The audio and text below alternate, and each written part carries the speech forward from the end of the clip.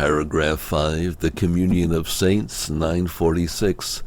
After confessing the Holy Catholic Church, the Apostles' Creed adds the Communion of Saints. In a certain sense, this article is a further explanation of the preceding. What is the Church, if not the assembly of all the saints? The communion of saints is the Church. 947. Since all the faithful form one body, the good of each is communicated to the others.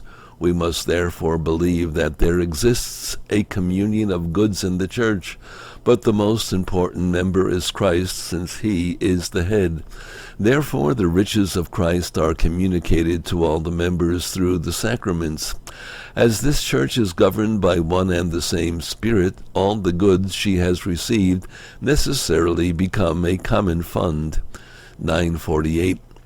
The term communion of saints therefore has two closely linked meanings: communion in holy things, sancta, and among holy persons, sancti. Sancta Sanctis, God's holy gifts for God's holy people, is proclaimed by the celebrant in most Eastern liturgies during the elevation of the holy gifts before the distribution of communion. The faithful, sancti, are fed by Christ's holy body and blood, sancta, to grow in the communion of the Holy Spirit, koinonia, and to communicate it to the world.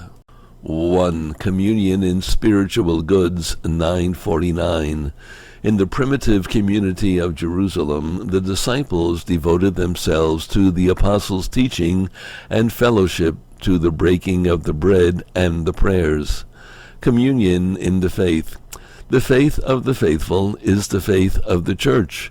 Received from the apostles, faith is a treasure of life, which is enriched by being shared.